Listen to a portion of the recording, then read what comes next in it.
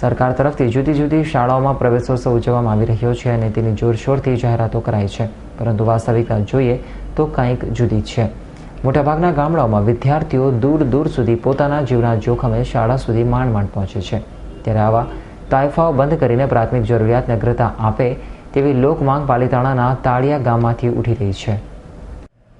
સરકાર તરફથી શિક્ષણને લગતી જુદી જુદી યોજનાઓ તેમજ શાળા પ્રવેશોત્સવ પાછળ કરોડો રૂપિયાનો ખર્ચ કરવામાં આવે છે, પરંતુ આ બધો ખર્ચ પાણીમાં જતો હોય તેમ દેખાય છે।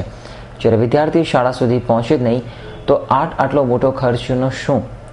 ખાડે ડૂચ્યા અને દરવાજા મોકળા જેવી પરિસ્થિતિ સરકારની જુદી જુદી યોજનાની છે, કારણ કે પાલિતાણાના માનાજીના જાડિયા ગામના વિદ્યાર્થીની હાલત જોઈએ ત્યારે ખબર પડે કે સરકાર શિક્ષણના દરેક મોરચે નિષ્ફળ જ દેખાય છે।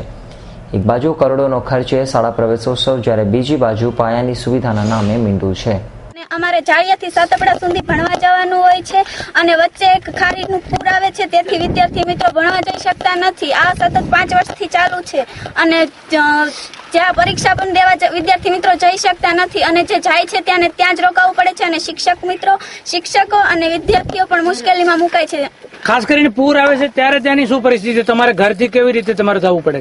ત્યારે વિદ્યાર્થી મિત્રો ઘરે જઈ શકતા નથી અને પૂર આવે છે અને અમારા સતત 5 વર્ષથી ચાલુ છે અને દર વખતે આ પરેશાની અમારે રહી છે। અને અમારા ગામના વિદ્યાર્થીઓ ભાઈઓ બહેનો સાતપડા નિશાળે ભણવા જાય છે તો એમને કાયમેક માટે આ જે ખારી નદી છે એમાં કાયમેક માટેની પરેશાની થાય છે।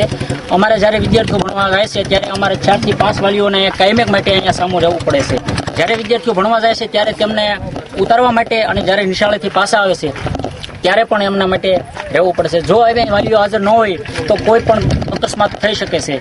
છેલ્લા 5 વર્ષથી પાલિતાણા તાલુકાના માનાજીના જાડિયા ગામના અંદાજે 100 કરતાં વધુ પણ વિદ્યાર્થીઓ અને વિદ્યાર્થિનીઓને બાજુમાં આવેલા સાતપડા ગામ ધોરણ 9 થી 12 અભ્યાસ માટે જવું પડે છે, જે જાડિયા ગામથી 5 કિલોમીટર દૂર છે અને ત્યાં જવા માટે માત્ર એક રસ્તો છે, પરંતુ મુશ્કેલી તો એ છે કે રસ્તામાં આવતી નદીમાં કેડસમાં પાણી ભરાયેલા હોય છે।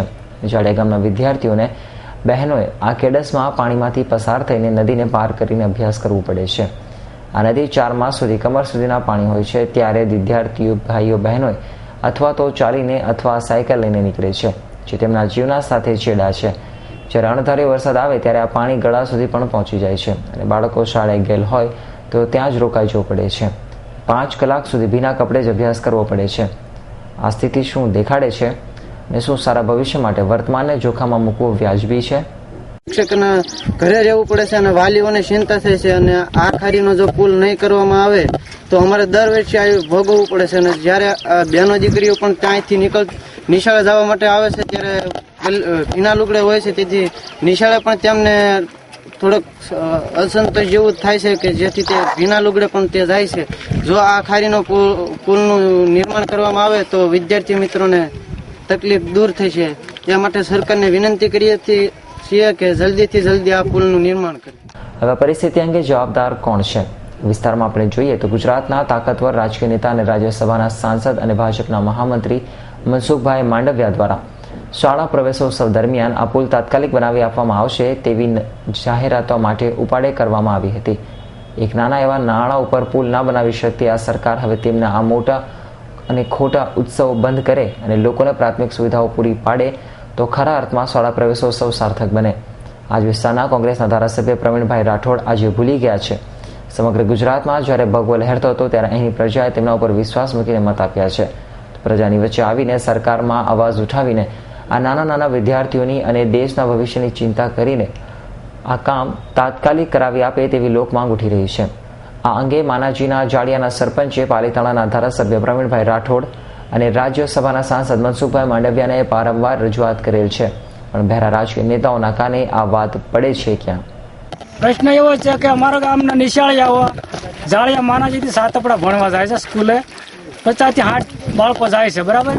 પણ જે પાણી જે વચમાં નદી આવે છે આપણે ખારી ડેમની, તે વધારે મુશ્કેલી વાળી છે અને છોકરાનું શિક્ષણ બગડી રહ્યું છે।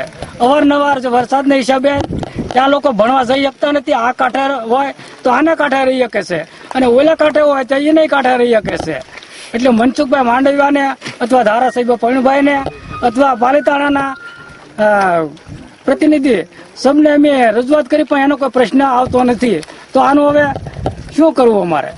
વિશ્વદીપસિંહ પરમાર, S9 ન્યૂઝ, ભાવનગર.